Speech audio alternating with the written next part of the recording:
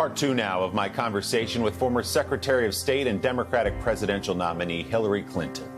Clinton has pointed to Russian influence, a late October reopening of the FBI investigation into her private email server, and her own infamous comment about deplorables as contributing to her loss in 2016. The defeat is made more painful, she says, by the events and divisions that have followed, and by what still may be ahead.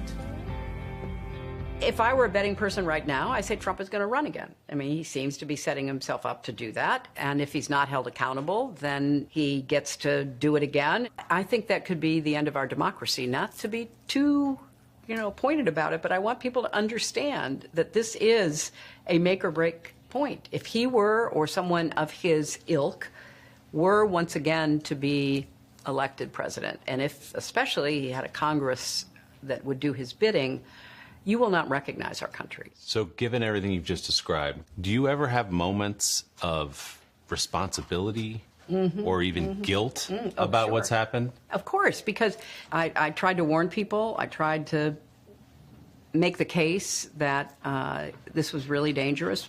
The people he was allied with, what they were saying, what he might do.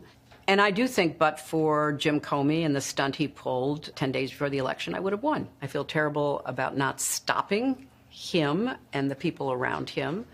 But I feel like now everybody can see for themselves what kind of leader he is. And clearly there were people who liked what they saw, despite what I see as the real dangers to our country. They turned out and voted for him. And he's trying to get it set up so that will happen again for him, even if he loses, as he did twice, the popular vote. So what do you see as the state of the Democratic Party right now? I think that it is a time for some careful thinking about what wins elections, and not just in deep blue districts where a Democrat and a liberal Democrat or so-called progressive Democrat is going to win. I understand why people want to argue for their priorities. That's what they believe they were elected to do. So, look, I'm all about having vigorous debate. I think it's good, and it gives people a chance to be part of the process. But at the end of the day, it means nothing if we don't have a Congress that will get things done, and we don't have a White House that we can count on to be sane and sober and stable and productive. Secretary Clinton's class on the power of resilience is available now on Masterclass. You can subscribe at masterclass.com or on the Masterclass app. Our big thanks to Crabtree's Kittle House in Chappaqua, New York, for hosting our conversation.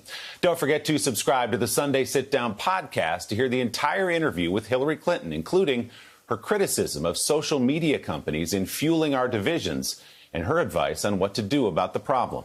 You can find our conversation on Apple Podcasts or wherever you get yours. Hey, thanks for watching our YouTube channel. Find your favorite recipes, celebrity interviews, uplifting stories, shop our favorite deals, and so much more with the Today app. Download it now.